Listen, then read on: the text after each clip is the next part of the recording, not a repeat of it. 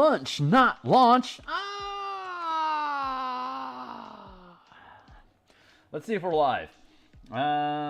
Checking in on the scene here, and yep, sounds like I'm live. Checking in. Yeah, volume sounds good. Bring that down. Grab the link here. I'm going to do some social posting listings here real quick, and once I get my cut paste rhythm going, I'll regale you with my origin story. So there we go. Hey, my name is Phil Kearney. I create role-playing games. I illustrate them. I publish online.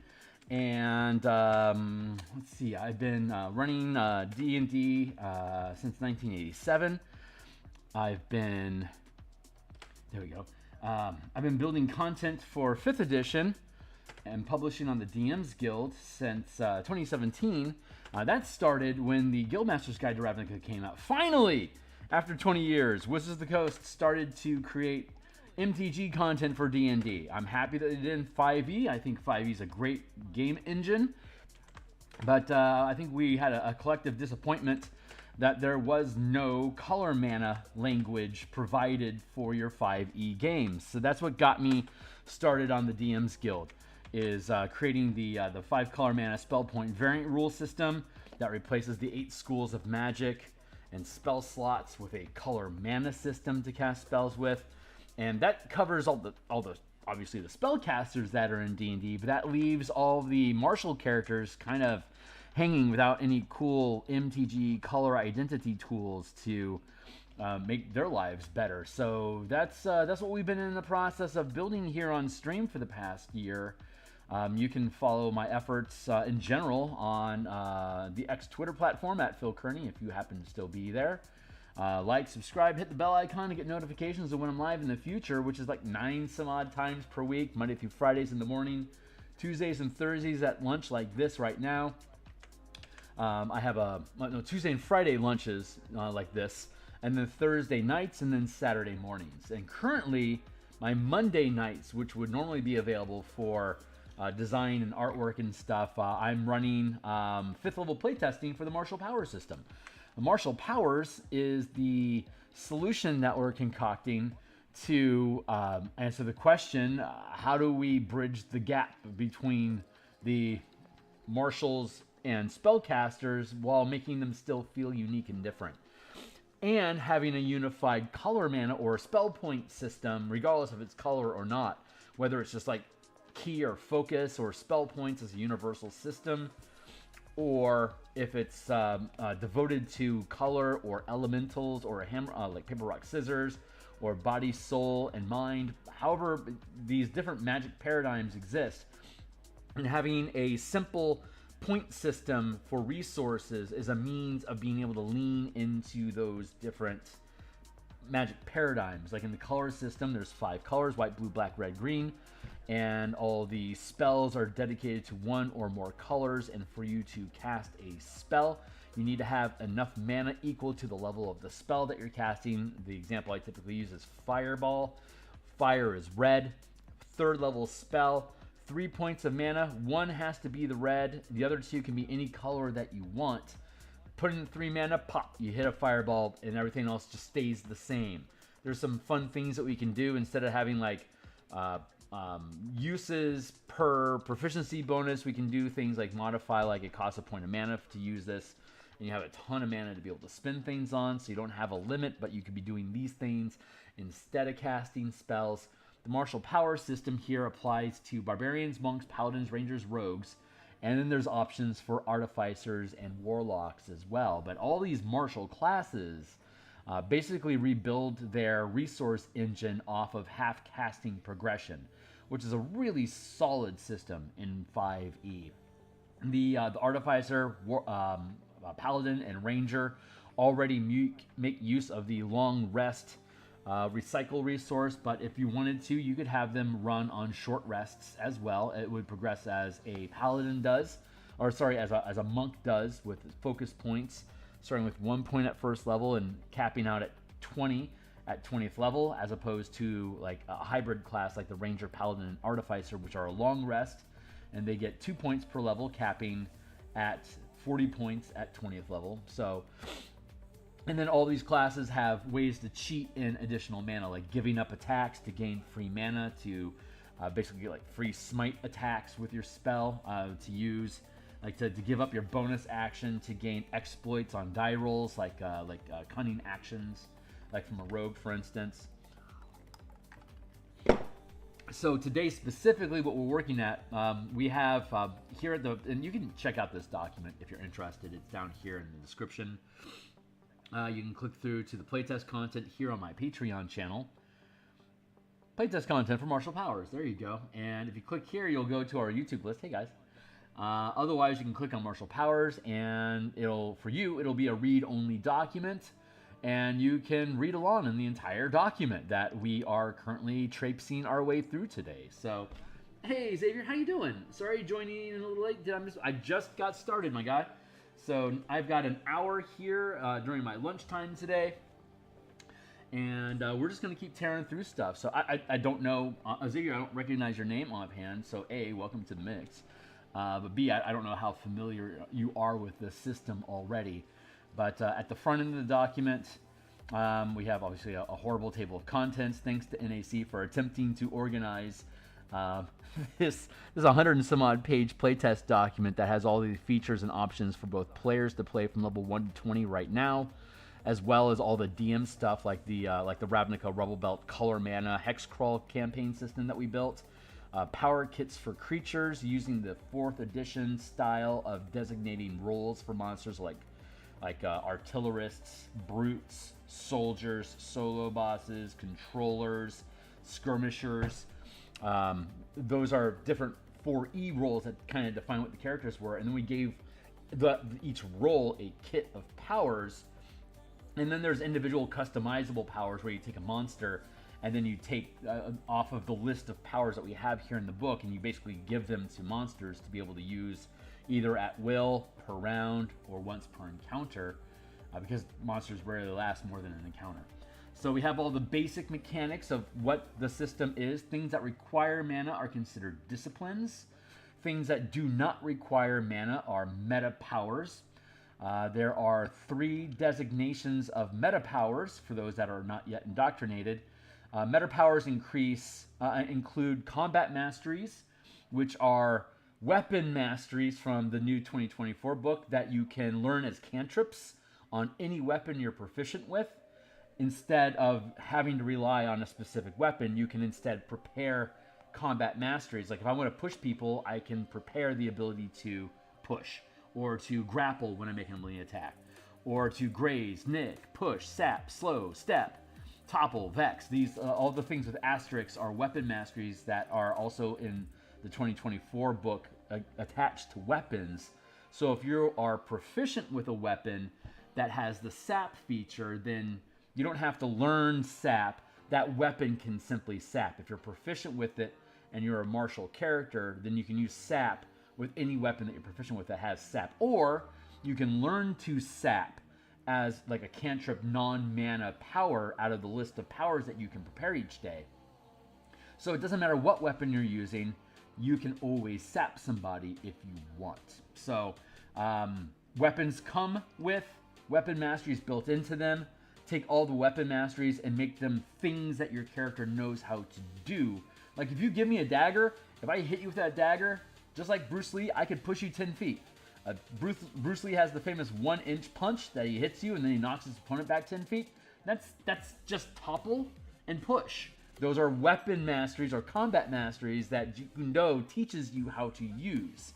If you know body physics, you know how to make people fall down. You know how to push people away from you as you're hitting them. That's just a really basic martial art technique. So these masteries allow us to do that. The feats as powers is the second meta power options that are available. Instead of preparing mana abilities or masteries, you can instead choose a selection of combat or utility focused feats. And we are going to see in 2024 here with the new book coming out, all the feats basically give you half casting stat increases, but you can't use them until 4th level. Our solution to that is if you prepare a feat, you can learn it as early as first level, but you don't gain any stat increases. So on a daily basis, you could decide to prepare Dungeon Delver, Linguist, Keen Mind, and become really, really good at navigating dungeon spaces. And then the next day, you could pick up Polearm Master and Sentinel and Slasher, and then become a Polearm Master, like literally a Polearm Master. Like have all of these polearm focused feats that don't cost any mana either. It's just now you don't have to spend mana, and you have these feats available for the weapons that you're using, plus the weapon masteries that are automatically built into the weapon.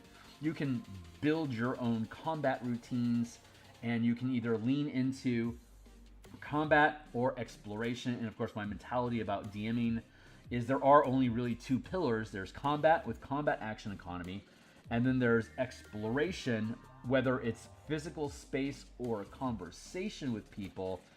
Anytime you're making basically ability checks to resolve conflicts, that's using the exploration action economy. And then the third pillar that WotC talks about is the social pillar, which don't require die rolls at all. It's just simply narrating. It's the connective tissue of narrative information and conversations that naturally happen between players and player characters, or the characters and the NPCs in the world, but doesn't technically require any kind of dice resolutions to resolve. So you're kind of floating, most games kind of float into and out of that social space into exploration as you're like doing performance or investigation or insight or deception, intimidate. That's moving in and out of the social pillar into exploration with your ability checks or dice tests, ability tests, D20 tests. I don't know what to call them yet.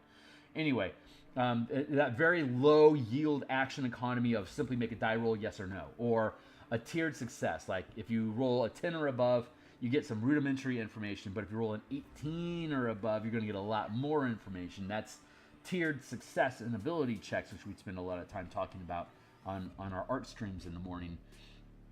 And then there's the action economy of actions, bonus actions, movement, object interactions, and reactions. 5 types of action economy or actions that you can take during a round of combat, whether during your turn or somebody else's. So, the feats that are available either manipulate the ability checks that you can make, like finding traps and stuff like that, or making intimidation checks, for instance, and interacting with people in that exploration pillar, or directly affects the action economy and bonuses that you get during combat. So you can focus on exploration or combat, blend the two, or swap between them depending on what you are needed to do that day. If you're doing downtime activities in a city, you can dump a lot of your combat stuff and really lean into ability checks and exploration as you're going around the city interacting with people. So your martial characters can adapt and evolve with the needs of the team just as easily as the spellcasters that can swap around their palette of spells that they have available each day as well. And then the final meta power is damage, just flat out damage types. At first level, there's basic damage types: acid, cold, fire, lightning, poison. And then the advanced damage types you can gain access to at 5th level, which are force, necrotic, psychic, radiant, and thunder damage. And then we have a lot of options in here for monsters being able to swap and adapt what kind of immunities that they have, so that there's no, like, you could have a troll that might maybe by default is vulnerable to fire and immune, basically can regenerate anything else. But you could also modify that troll instead to give it vulnerability to acid and doesn't take any damage from fire. So you have immunity where they take no damage. There's resistance where they take half damage. There's typical, just standard, you take normal damage when you get hit. There's vulnerability where you automatically crit against them, and then there's deadly, which is any creature that has a deadly weakness is basically a minion, regardless of what level it is. If you hit them once with that damage type, they die.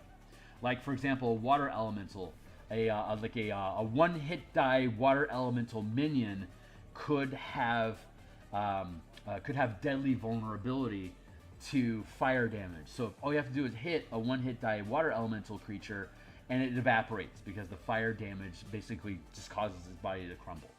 But a 1-hit die fire creature could have deadly vulnerability to, say, cold damage. So you have those 5 degrees, and creatures and monsters and characters can swap in and out between those 2 different degrees. So there's a lot of ability to move damage types around, and the more intelligent and powerful a creature is, the more likely it's going to have control over what kind of vulnerabilities and immunities it may have. Hey, what's up? You had me on 5e D&D plus MTG game plus games design. But what is this about? Hey, Solo. This is the Marshall system for the spell point system that we have. So I mean, if you want to check out the MTG stuff that I've built on the DM's Guild, I think I've got 6 books so far. They're all here. Here's the master list of spells from the player's handbook. If you buy the full bundle, you'll get all of the spells that exist in the game, published by Wizards of the Coast. But basically, the matrix for figuring out color mana, 5 colors. You have a spell point pool, and the way that you determine what color a spell is by what kind of damage does the spell deal: white, blue, black, red, green. Here's your 10 damage types. Bludgeon, piercing, slashing don't have any colors associated with them. They're just universal. But like if I want to do fire damage, that's probably going to be red magic. If I want to do acid damage, it's going to be black or green. This is 4 colors. Each color has 4 damage types. Obviously there's repeats, but like radiant is only white. Necrotic is only black. Poison is black and green, as is acid, black and green. So if you're built, then you have the aspects of like blue, like air magic, illusion, mind, suppression, water, black being control, entropy, fear, soul, darkness. Red is aggression, earth, emotions, energy, impulse. These are basically like general, like almost like tags for how you would describe a spell. So if we go down into our spell list here, obviously cantrips don't require any mana, but they do have an identity. They are devoted to different colors. So like if you wanted to be an Azorius, like an Azorius cleric, you could pick up Blade Ward as a cantrip, and it would be on flavor for you, on flavor, because Azorius is blue and white magic. So like further down here, like Burning Hands is a red spell. Charm Person is blue, black, and red because it affects emotions, it has control, and it's deception based. So all 3 of these could be blue, black, or red. But like if you wanted to play, say, a white wizard that casts Charm Person, then it isn't naturally a white spell. So you could either spend downtime to research the spell so it is white, so you'd have access to it, or you could learn the spell twice, prepare it once, just so you know how to do Charm Person, but you wouldn't, like if all you had was white mana, you wouldn't be able to cast Charm Person. So you could learn it a second time to cheat the spell to get into white. And if it's a bonus spell that you get from your background or a subclass that you have, then it's whatever colors you want. Basically, you can always cast it because it's one of your core spells that expresses your character. So if Burning Hands was on, say, a Simic list, and Simic is blue and green, if you had Burning Hands, then you could decide, I want to express a spell as blue or green because it's on my bonus spell list. So there's a lot of ways for you to be able to manipulate the system, and the way that the mana system works specifically, and all these books are free preview, so you can check them out. If you like them, buy them, help support the channel, whatever. I appreciate you. But as it stands right now, here is the core mechanics book. These are all going to get updated for 2024. This is just from 2014 plus. The way that spell points works is a full caster ends up with 80 at 20th level, except for a sorcerer. Sorcerer has 100. And half casters get 40, and then like Eldritch Knight, Arcane Trickster, Monk, and Warlocks, they have 20 points, basically on a short rest to be able to recycle, but 20 at 20th level. And the cost is 1 point per level. So the example I typically use is like a Fireball. It's a 3rd level spell. It's red. So 1 spell point is going to be red mana, and then the other 2 points can be whatever you want. But it costs a total of 3. And when you're out of red mana, you can't cast Fireball anymore. But you can change the colors that are in your color pool whenever you take a long or a short rest. So you can take some time. you can recalibrate what colors your spells are devoted to. So you can either sculpt your list of spells to match your mana pool, or you can sculpt your mana pool to match your spells. And if you want to restrict yourself, you can choose colors for each point of mana. Azorius only has white and blue. Rakdos only red and black. And if you want to limit your power and lean into this narrative, your character can have only red and black mana. And so you either pick spells that are naturally red or black, or you spend time learning spells or preparing spells by double dipping them to get the spells that you want onto your red and black list. So you can then lean into only red and black. Two colors in a mana pool is generally a really good mix to be able to do everything that you want. I'm running in Curse of Strahd, I'm running a 5th level sorcerer that's Selesnya. He's a worshiper. He's a divine favor sorcerer, so he has access to both the cleric and the sorcerer list. And almost everything I want to do as a worshiper of Selûne is almost everything I want to do is white or green. So it's really easy for me. I'm just going to go Selesnya, use that to represent worshippers of Selûne. I have a druid and a ranger on our team, and they're both Selûne as well. One of them is using spell points, the other one is just using spell slots, and I'm using color mana as a sorcerer because a sorcerer dipping into spell points, even in a spell slot game, makes a lot of sense to a lot of DMs. So I'm having a lot of fun with that. But all these books are available for you guys to kick around with. But specifically here, the Martial Powers Project is giving martial characters that normally don't have a mana supply a mana supply. And don't give them spells, let's give them powers instead. So the 5 disciplines of power are exploits that modify die rolls. You spend mana to modify your dice results. There's strikes, which are like Paladin Smites. You spend mana to deal extra damage and cause condition effects. There's sustained powers, which are like self-buff enchantment artifact effects that you put these things on you, and they're basically like permanent magical buffs on you until you dismiss them, or you take a nap, or they're dispelled.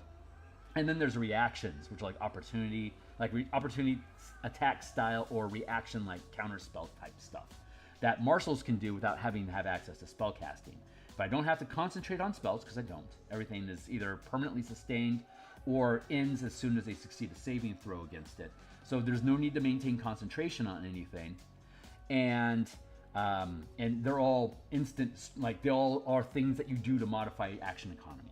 So right now what we're doing specifically is looking at what the reactions that we have. So we want to spend time so a number of these reactions are treated as opportunity attacks. So in D&D, an opportunity attack is generally if someone tries to move out of your weapon's reach, you get an opportunity attack against them. But there's also like Battle Master maneuvers that allow you to use a reaction to, like, say, swap places with somebody, or to give somebody a boost to their armor class. These are reactions. So what we're doing is we're finding a space in between where opportunity attacks, like there's a variant rule in the Dungeon Master's Guide under the combat actions, which is called Mark.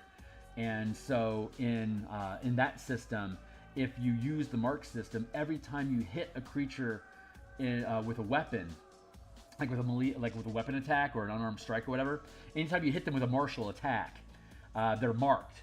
And any number of creatures that you have marked, you can make an opportunity attack against them during your turn, even though you only get one reaction per round.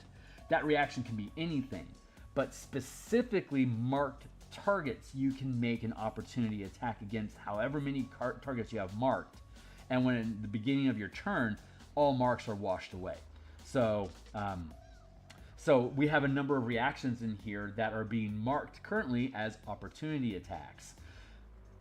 But the language is a little goofy between opportunity attack and reactions. So I'm going to spend, we're doing playtesting on Monday nights, and one of the players is really leaning into reaction opportunity attacks. And I'm seeing a little bit more efficiency than I want to out of the feature, so we need to mess around with them a little bit. But hey, I've been ignoring you guys. What's up? It's like, yeah, for spells, yeah, absolutely. Thanks. Maybe overcomplicated for my lazy ass. Yeah, it's just like Magic the Gathering. You could have a very simple Scoot Swarm. You could have a deck full of fireballs and lightning bolts, or you could do something super technical. If you want a very simple character, all you have to do is just pick up a shitload of feats instead. Don't bother with mana. Just stack your character up on all the feats that you would possibly ever want and save your 4th level feats to actually increase your stats like a wizard could. So you have that option. You can lean into it and be as aggressive in building your own action sequences and creating your own action economy and different kind of like rhythm loops that you can make. Or you can completely just ignore your mana pool and just lean into feats. Up to you. A good compromise between those two things is, since sustained powers, once you turn a sustained power on, it stays on until it's dismissed or you take a long rest. You can just put mana into a sustained power and then take all the other stuff and just make those feats so you don't have to worry about it. Or if you like the weapon mastery stuff, you can use combat masteries basically as weapon cantrips that you can use on any weapon. Anyway, so that's the stuff. But what I'm doing right now specifically, my task today, and I have about 40 minutes left to do it, is to, I'm here on Tuesdays and Fridays and sometimes Saturdays. I'm always on Saturday. I just don't know what I'm doing Saturdays. So some days we're doing martial power stuff. We'll be rebuilding all the books for the 2024. I also have the Spell Point Warlock, I have the Spell Point Sorcerers, as well as the Spell Point Artificers books. And then I'll probably start releasing like the Book of Dimir, the Book of Quandrix, stuff like that. Let's see. So sustained powers, smites, strike powers, reactions, and if you haven't been kicking through the document yet, we have all the published subclasses as of 2014. They all get bonus powers, just like spellcasters get bonus spells. And we've modified the features to lean into both the power curve that we've developed for the martial powers and to redefine a lot of the features to make use of the list of powers that we have. So let's see. I think I'm going to start this by just grabbing, here's my 20-minute timer just to keep me on track with what I got going on. I'm going to grab all of these reactions that list say that these powers are considered opportunity attacks. These are because, like, if you're marking targets, right? The bait and switch, for example, as a reaction to a creature, any creature moving within 5 feet of you, like, it doesn't have to leave your area. It's like whenever it moves within 5 feet of you, you can spend 1 point of mana to switch places with that creature if it's willing. It doesn't provoke opportunity attacks to switch like that, but in addition, you roll 1 power die per mana spent. It's a minimum of 1, but you could, at 17th level, spend up to 5 mana on it. And if you did, going back up to the list of powers, the power die is like a martial arts die, inspiration die, superiority die. It starts with a D6, becomes a D8, evolves into a D12. Monks, however, have the D6, D8, D10, D12. So, like, monks are actually better at maneuvers and stuff than anybody else, except the battle masters also get a D12 because that's their feature. Otherwise, martials generally have less dice power than bards do, than monks do. We can do a lot of stuff that other classes can do. We just can't do it quite as well, but we can decide if we want to do it or not. So I could kit into today a bunch of ability bonus prepared stuff, and be able to give other people bonuses, kind of like what a bard is hard coded to do. I can decide to kit into doing that, but I won't be able to do it quite as well as the bard does anyway. It uses my resources, and my die isn't as good as a bard. If I really want to give people bonuses on their ability checks, if that's like a key feature of who I am, I should probably play a bard, because a bard's better at it. But I could play a rogue that can basically distribute bard dice on as reactions when people are doing stuff. So, tit for tat. The number of powers I can prepare, it's 2. I suspect this is going to change, because we won't need to give people weapon masteries, because if you're proficient with a weapon, you can automatically use the masteries that are associated with that weapon. But like a cantrip, you can decide to learn a mastery so you can use it with any weapon. So we don't need to give them, like, your fighter gets 3 masteries. Instead, it would be like you have 3 powers that you could decide are masteries if you want. But you could also just take extra feats, or if you want to throw your mana around, here's some mana powers that you could use at first level as well. So that's the idea as I go on behind that. Bait and switch, controlled fall is not an opportunity attack. Opportunity, these are all opportunities. As we go up in level, we see less and less opportunity attack type stuff. Let me go ahead and just break these up real quick. That was bait and switch. Here we go. Let me grab these real quick. Deflection. Here, I want to break these up into separate bits because there's not actually that many things you can do as opportunities, but the language I think is a little funky on how I have it worded right now. I want to get away from calling these opportunity attacks because you're not making attacks. They're just opportunities to use reactions that people are triggering, and if you have a mark active, you can do it. Basically, you gain extra action economy to do it with. So countering attack is considered an opportunity attack. If somebody tries to cast a spell or basically use the magic action around you using 2024 language, if they attempt to use the magic action within reach of your melee weapon as an opportunity attack, you can hit them. And if they fail their Constitution saving throw versus the damage that you deal, whatever their magic action was attempted gets canceled. Just like the new counter spell works. Except that you could potentially do it. You could like wade into a crowd of wizards, and if they attempt to throw cantrips at you, you could just be knocking those cantrips out of their mind as you plonk them on the side of the head. And so countering attack is actually a pretty cool power, and it's only second level because you have to hit with it, and then they get a saving throw on top of it. So it's not third level because on third level, all you gotta do is launch it at them, and they make a saving throw, and they either pass or they fail. Because there's 2 die rolls involved to attack them and then to save, that reduces the effective casting level or the cost of the ability to do that. So like if counterspell, you had to target and hit somebody with a spell casting roll before they made a saving throw, counterspell would not be a third level spell. It would be less. It'd be less expensive because that's really the chances of you screwing up increases. Moving targets. Roll with the hit. Got it. Is there any other opportunity attacks? Not at third level. Not at fourth. And of course, you guys can, if you didn't catch it, you can read along with me here with the full playtest content on my Patreon page. And you can click on it right here. It'll take you to the exact same document that I'm looking at right now. For you, it'll be read-only. But anyone that's been, I've been picking up people from different Discord channels and online to play in the Martial Powers playtesting that we're doing right now at 5th level. And it's in the Rubble Belt in the Hex Crawl system that we've been developing as a DM's kit. And of course, anyone that's a participant in the playtest will get a free copy of this once it's published. So, hey, what's up? Is there one where you say force move a target as a reaction can move in and attack them at... yeah, well, using this system, forced movement triggers opportunity attacks. So if I were to use push, I could punch somebody out of range, and on their way out, I could hit them again. There's downtrodding, which is a reaction that when somebody gets tripped, you can make an opportunity attack against them with advantage because you just knocked them down. So I could hit you with a sword, use a tripping strike, or use the topple maneuver, knock you prone, and when you do, I can then take an opportunity attack, double tap you. And I can do that with multiple targets. So if I hit you, I mark you, I knock you down, I can opportunity attack you, that burns the mark. But I can only use one reaction per turn. So if I knock down 3 people, I can only downtrod one of them, and then the other 2 I can hit during their turns. Like if they try to stand up, I can then trigger an opportunity to hit them when they try to stand up. So they might not want to try to stand up. They might instead take stabs at my legs while they're still on the ground. You know, whatever.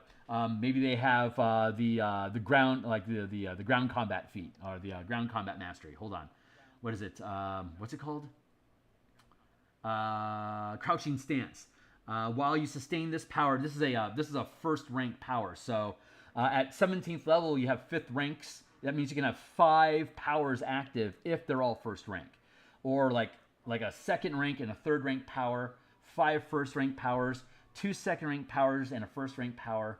Any kind of combination like that, up to my maximum rank. And ranks are spell levels for channeling powers. So just different language there. Spellcasters never get access to powers, and martial characters never get access to spellcasting. They're completely separate from each other. You can multi-class to gain access to both channeling powers and casting spells, and you would blend your mana pool together into just one mana pool but you would still be limited to first rank powers until you got to 5th level as a martial class. So if you want to play a sorcerer barbarian, you could blend your pool together, but you're going to be stuck with first rank powers as a sorcerer for 5 levels if you want access to second rank powers. It's a huge investment, and all that time, like that barbarian isn't gaining any spellcasting multi-class levels. So a fully realized 20th level, 5th level barbarian, 15th level sorcerer, yeah, you'll have a 7th level spell as a sorcerer, and you'll have access to a slew of first rank power. Well, at 5th level would be 6 powers of 2nd level or lower, and that's a pretty decent character, but you also had to sacrifice about 30 mana to do that. So your spell casting is going to be restricted because you're not going to have nearly as much mana. Hey, comments. Right on. Yeah. Good. Glad that's making sense. So yeah, Crouching Stance. This is a power you can maintain for 1 mana. So you know, while you're sustaining powers, that basically replaces concentration. So like a spellcaster, if they want to have sustained powers, they aren't going to be concentrating on spells. And if you're concentrating on spells, you can't sustain powers. So those two things get in the way of each other, so that multi-classing doesn't break. Let's see. Right, okay, so 1 mana, you can sustain as early as 1st level. You can crawl and stand from prone without requiring additional movement, so you have full movement while you're prone. And attacks made against you while prone by creatures within 5 feet don't have advantage, so you lose the penalty for being prone. And attacks that you make while you're prone don't have disadvantage. You're used to running around on the ground and attacking things low stride. And then on top of it, you gain advantage on dexterity stealth checks while you're prone. So you being able to crawl around like a ninja at high speeds, like on all fours, if you're playing like a lupine, like a shifter or a Viashino type character, you could really lean into the fantasy of how those creatures move with Crouching Stance. That's just a fun thing you can do. There's Lycanthropy, which is also a first rank stance. Omnilinguist, being able to speak to anything, being able to create a shield out of energy that increases its armor class bonus as you level up. Rogue Stance basically gives you cunning action, dash, disengage, and dodges as a bonus action. If you sustain that effect, all sorts of really neat stuff. Like at 3rd rank, Celerity is exactly identical to Haste, except there's no hangover because you can only do it to yourself. A lot of really neat stuff inside of here to play around with. And this is just a snippet. There's like 117 powers in here that require mana. And I could easily double that if I really want to dive into stuff. Like I could probably do 15, 20 powers just on Dimir, stealing memories from people and fucking around with them, like with mind magic like that. I could easily do like an extra 20 type things that like an artificer could do with a construct, for instance. Like artifact, buff, enchantment effects, stuff like that. There's a really wide gamut of things that we can do, blurring the lines between power and magic. Once these books are out, we could like build the Book of Dimir. Like here's all the things that a Dimir character can do with power and spells and mana, and just manipulate that stuff into like Dimir magic, or like Quandrix equations. What could we do with that? Or like how could a Silver Quill use their mana supply to bard up bombards, stuff like that. So here are the reactions that we have. What are we looking at? 1, 2. I've bait and switched twice. 1, 2, 3, 4, 5, 6, 7, 8, 9. Okay, so there's 10 reactions total so far that are considered opportunity attacks. Here's the problem that I'm having. One of our playtesters is playing a 5th level fighter, and the character has Opportunist. While this power is sustained, during your turn when you take the attack action, you can forego 1 or more attacks during your turn to gain that number plus 1 additional opportunity attacks per turn, per round. And of course, you can only use 1 reaction or opportunity attack per turn, so it kind of depends on how many monsters you're facing, how useful this is going to be. But any unused opportunity attacks are lost. But here's the thing. This costs 2 mana to sustain, so it's expensive. So in addition, while the power is sustained, when you make an opportunity attack, you gain 1 point of temporary mana that can be used to channel a strike power or a reaction power that is considered an opportunity attack. So whenever you make an opportunity attack, I'm basically giving you a free point of mana for you to use a strike power with. Or you can use one of these reactions that are considered opportunity attacks. The problem that I'm having is that giving you a free strike power is too efficient. I like that these opportunities are things that you can, the first rank ones you can do for free, right? Anticipate. As a reaction to when a creature within range of your weapon attack that you can see makes an attack, before they roll to hit, make an opportunity attack. And then the kicker effect is, if you want to spend extra mana, you can roll dice to increase the attack roll. So it costs 1 point of mana for me to be able to attack a creature as an opportunity attack when they attack. And if I want to spend extra mana, however much extra mana I spend, I can roll extra dice. At first level, you roll a d6, and you take the best result. In like damage spells, like Stunning Strike, for instance, if I spend 4 mana on Stunning Strike, I'm going to do 4 extra dice of damage. I'll add those up, like a monk's d8, for instance. At 5th level, a monk's going to be at 9th level, a monk is going to use a d10. Sorry.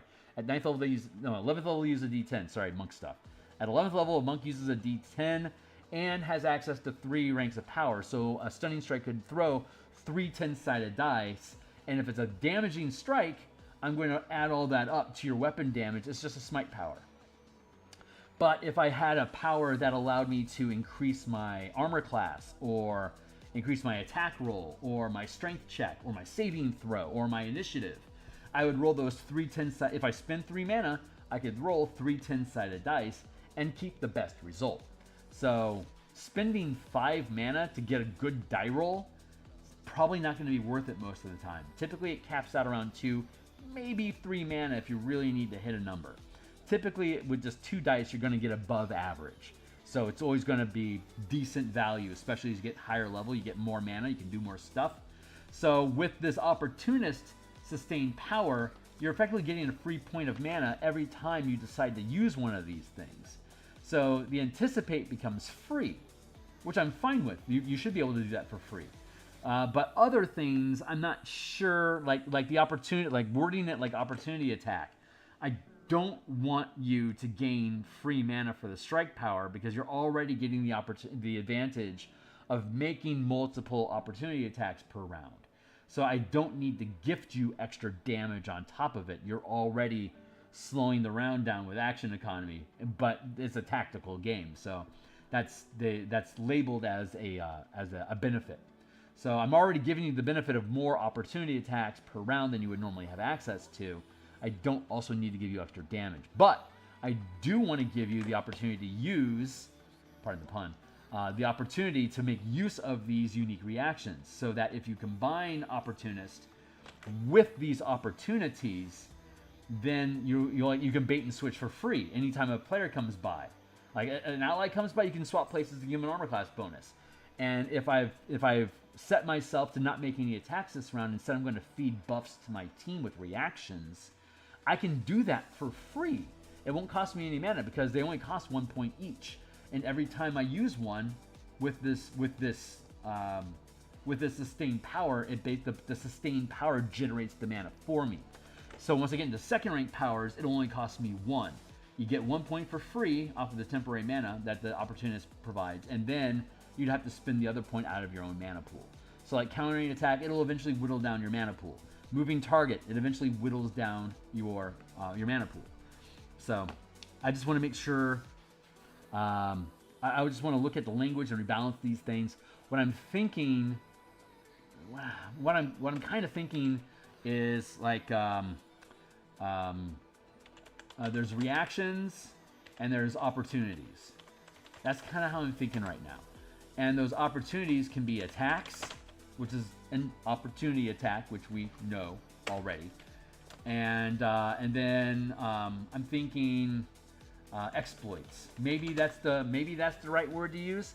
Oh, maybe these should be exploits. See, that's what we had. That's what we get to tinker with. It's when you see the things being used in playtests, and you see how people how they intuitively want to use them. We want to both lean into how they want to use it, but also make sure that the damage or like the amount of dice and the action economy and the resource cost is in balance with the other options that they have. And that's what we're currently facing. So, hey, what's up? Used in conjunction, wording used in conjunction with opportunist. Yeah. Exactly. Because opportunist is such a like if you want to lean into a tank character that can shut down other people, like you can use these masteries, and you can use strikes during opportunity attacks. Like there's the tripping stuff. But there's also like a delusional strike as a second rank power. If you hit somebody, they make a saving throw. Do they? No, they don't make a saving throw, but you roll whatever the result of your power die was. Check the table here, and the creature will do that thing. Like on a 1 to 3, a creature drops anything held. If they aren't holding anything, it doesn't have any penalties. So it's penalizing weapon users, but natural creatures basically are unaffected. 4 or 5, the creature's going to use all of its movement in a straight line. 6 to 8. It's going to make a melee attack against a random creature. On a 9 or better, it doesn't do anything this turn. So you can only, at first level, you only have a D6. So you can't shut down creatures' action economy until you have access to a D10. So this thing scales with the power die that you roll.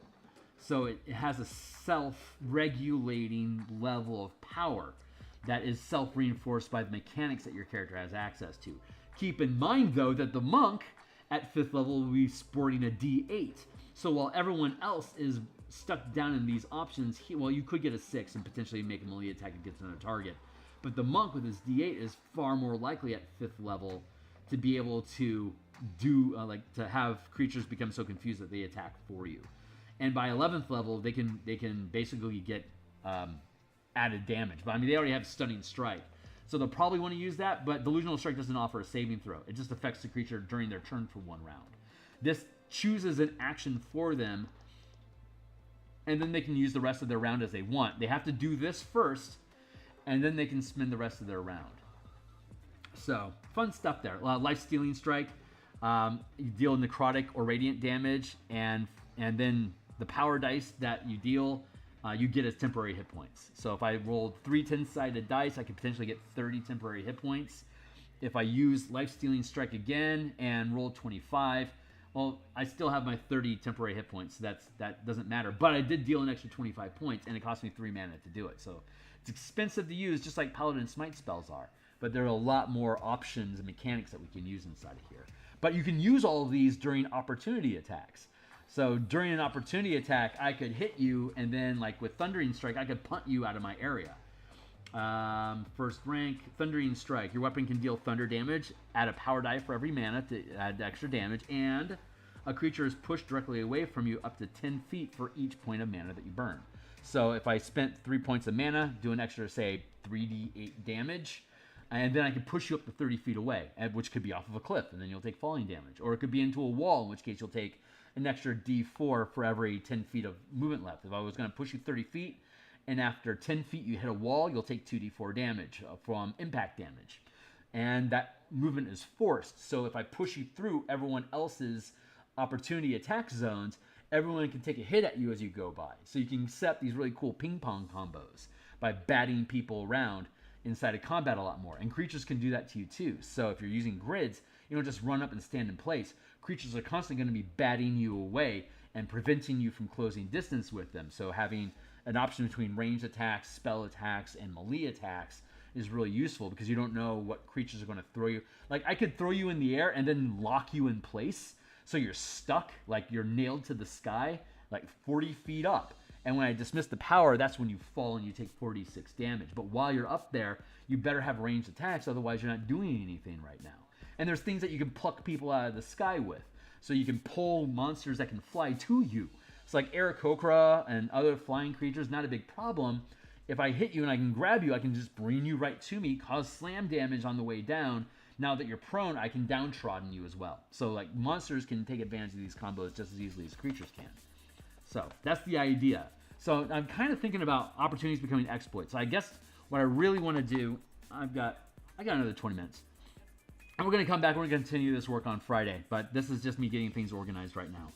I want to see if there are any problem, like I'm kind of looking for like commonalities between what these things are to see like if I can word, because I don't think calling them opportunity attacks is right, because you're not attacking with these things. Well, actually with anticipate you are. So as a reaction to when a creature within range of your weapon attack that you can see makes an attack before they roll, this could be considered an exploit, jeez. Before they roll to hit, you make an opportunity attack. And the kicker effect is roll a number of power dice equal to the amount of mana kicked this way, which is a separate cost from the point to use it. Adding the highest result to your attack roll, which is great. You can get really, really good sniper stuff going on here.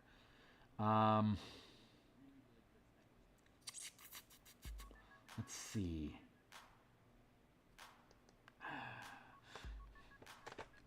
That actually, that opportunity attack. No, that's not how I want to word that. Let's see.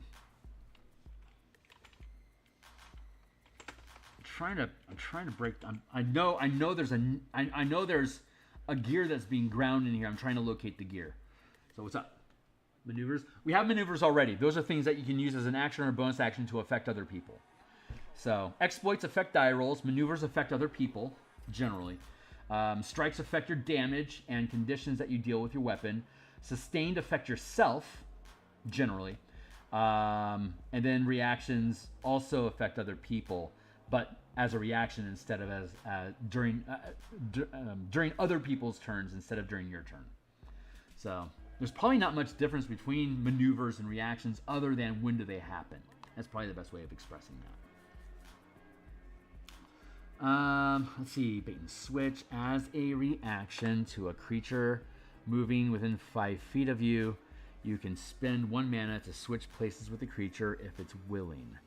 Let's see, maybe what I want to do is readdress what reactions are. Reactions. A reaction is an action you can take during a creature's turn, including your own, that is triggered by a specific event. For example, an opportunity attack is a specific reaction that allows you to attack a creature when it leaves your weapon's reach. Below is a slew, this is horrible language, but below is a slew of different reactions. Below is a slew of different reactions that can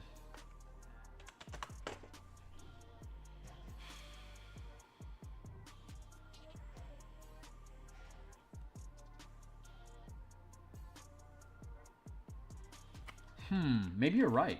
A reaction, let's remove this.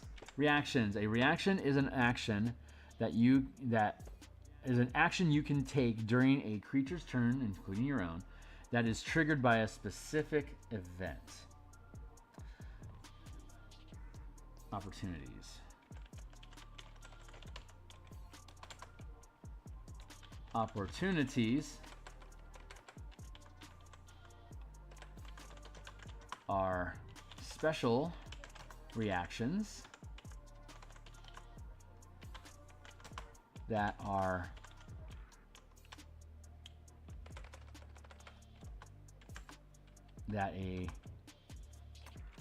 reactions. A reaction is an action you can take during a creature's turn that is triggered by a specific event. Typically,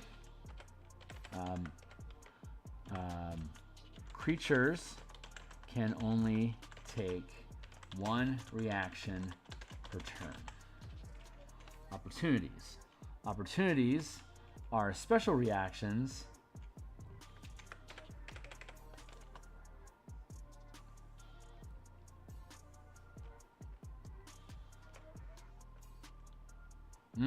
opportunities. Let's see.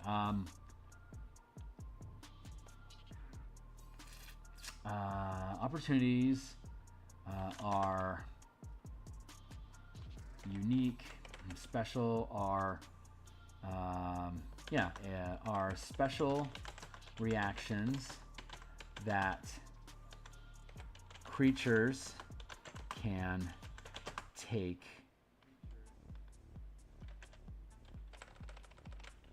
can use more than once per round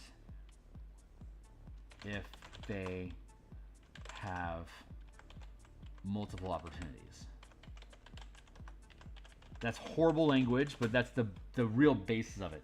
And I know for 2024 we have legendary reactions, monster specific actions that reactions that monsters can take when other creatures trigger. They many monsters have can take more than one legendary reaction per round. Opportunities. Opportunities are special reactions that characters can take when other creatures trigger. Many powers and options presented in this book grant multiple opportunities per round.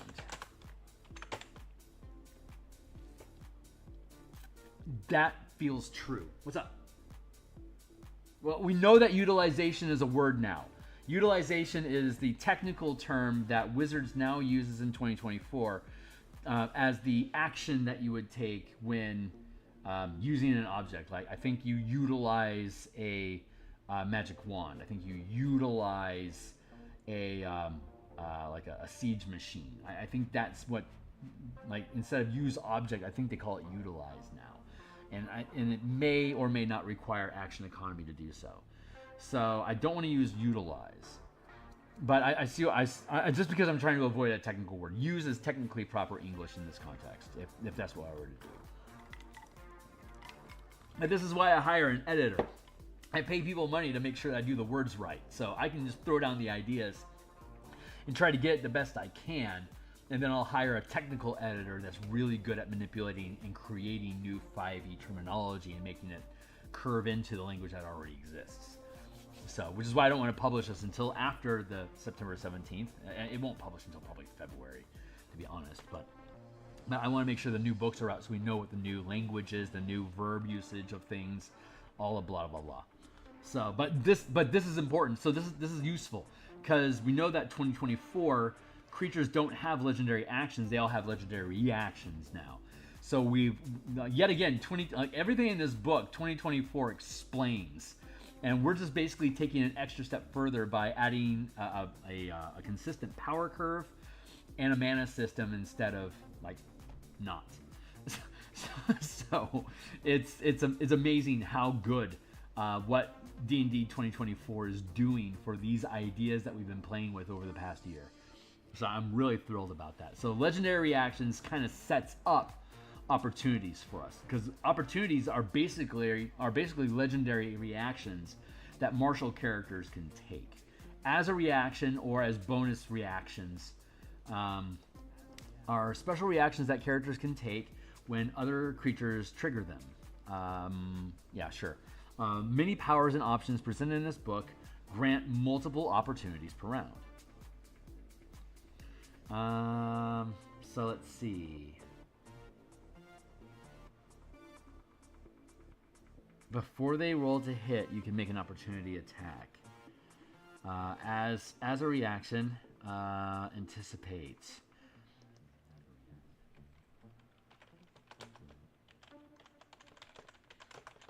Maybe I just code things as opportunity reactions. Maybe that's the right way to do it.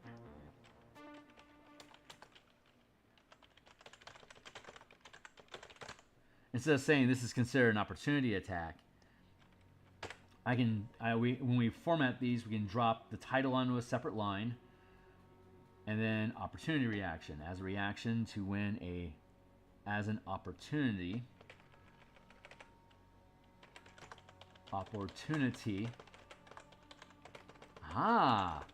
that is triggered when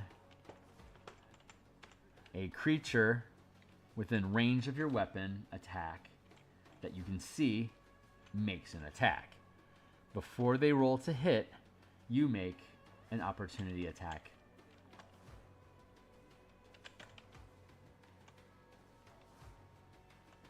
Targeting them.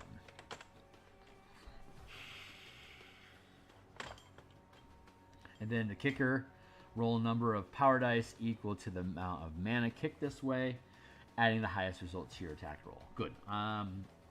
Bait and switch. Opportunity reaction. As an opportunity, as an opportunity that triggers when. As an opportunity that triggers, I think this is the way to do it. As an opportunity that triggers when a creature within range of your weapon attack that you can see makes an attack. Before they roll to hit, make an opportunity attack targeting them. Anticipate. Opportunity. Yeah, because I want people to be able to make multiple opportunities using anticipate per round if you have. Now opportunist sounds even better because these are opportunities that you can gain multiple opportunities by taking the opportunist sustained power. God, that just curves together. And the mark effect from the DMG, it's not that it gives you extra opportunity attacks. It's that it gives you an opportunity against each creature that you've marked. So there's an opportunity can either be used with an attack or one of these other things. So like for instance, we could do a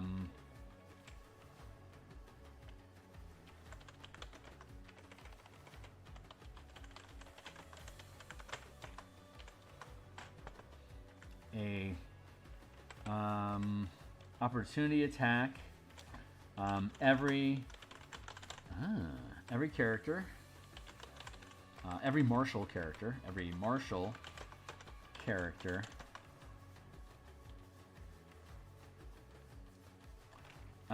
let's see. Opportunities are special reactions that characters can take when other creatures trigger. Many powers and options presented in this book grant multiple opportunities. Allow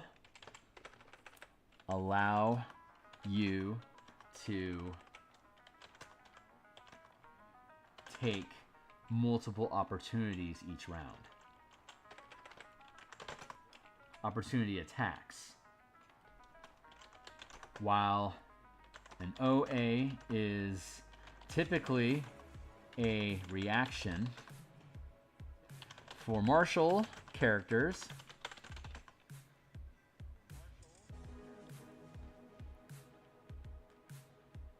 an OA is an opportunity that can always is an opportunity that can be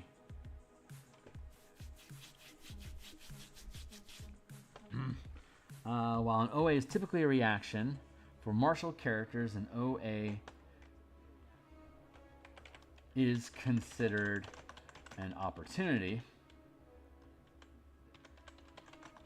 that you can take more than once each round if you can do so. I don't need that last part. Make can take more than once per round. Disciplines.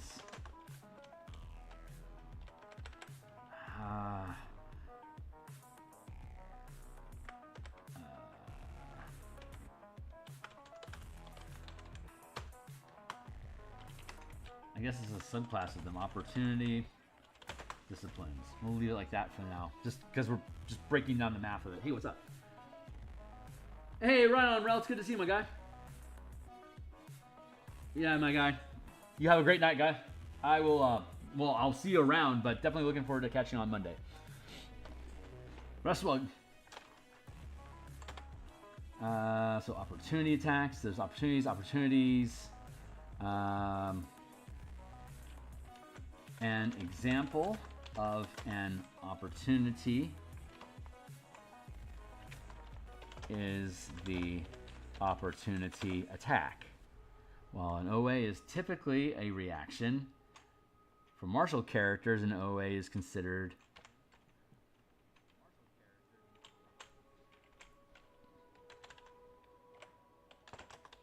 martial characters can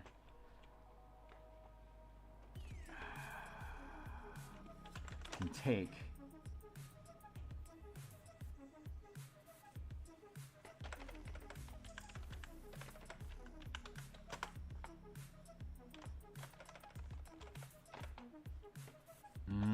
can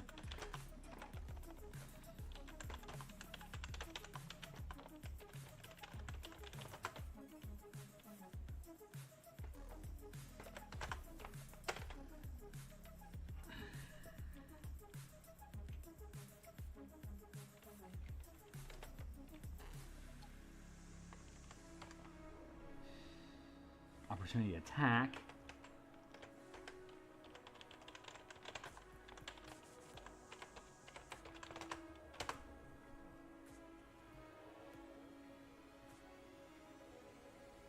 Opportunity attacks. Opportunity. Okay, I think that's it. I think that's where it's at. Opportunity exploits.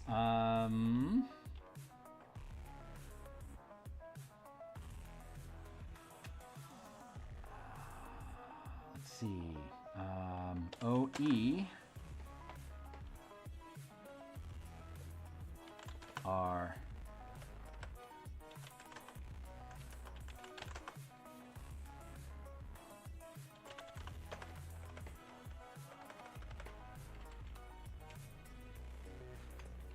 I think that makes sense. OA and OE, that feels right. This is making me think about OM, opportunity magic. This reaction, spells. Right, hey, what's up? Yeah, right, my guy. Later, dude. Let's see, opportunity exploits.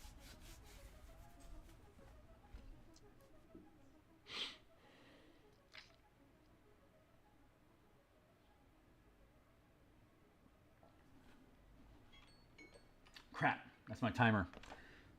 Yeah, we're about an hour. Opportunities are special reactions. I'm gonna have to leave it here for now. When we pick up next time, I'll have a couple days for my brain to settle with some of this stuff. I suspect my muse will feed me some ideas about how we can take this further, but I think this is a valid path of thought. We might not need to end up parsing this all out like this, and we might eventually just be able to fold back in the language that we have here. But the logic investigation, exploring the idea of what's the components, mechanics triggering conditions and differences between reactions, opportunity attacks, and these potential opportunity exploits that we're looking at.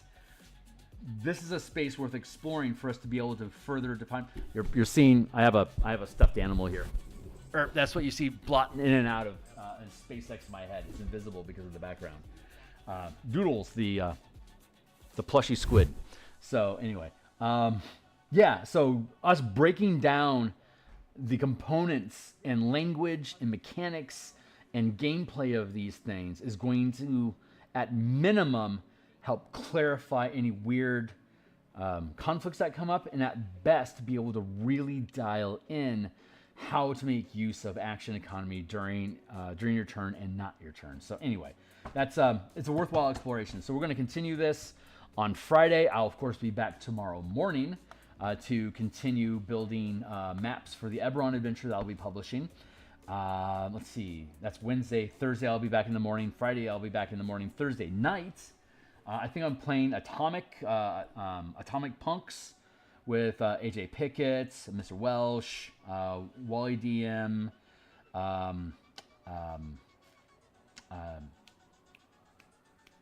How to RPG with Fred, and I'm not sure who else is showing up. But I should be doing that, and then once that's over, I should be jumping back online here myself and probably doing some more Spelljammer stuff. I'm not necessarily positive what we're doing Thursday night. I think Spelljammer Warforged. And then Friday lunchtime we'll do this again. And then on Saturday morning, I don't know what we're doing on Saturday morning. That's my open bench. I might do commissions or any of the other books. Maybe we'll play with Spell Point Sorcerers. Who knows? Anyway, that's it for now, guys. Thanks a lot for being interested. Check out the books. Check out the content that we have here. I have a playtest on my Discord channel going if anyone's interested in that. We're playing fifth level right now, and by November we should be through 9th level, and we should have a really good solid feel of this stuff at that point. The new book will be out, so we'll start translating that as soon as it hits the shelves later in September, and we're just going to keep tallying forward. So, cheers, guys. See you on the other side. Make my mouse do.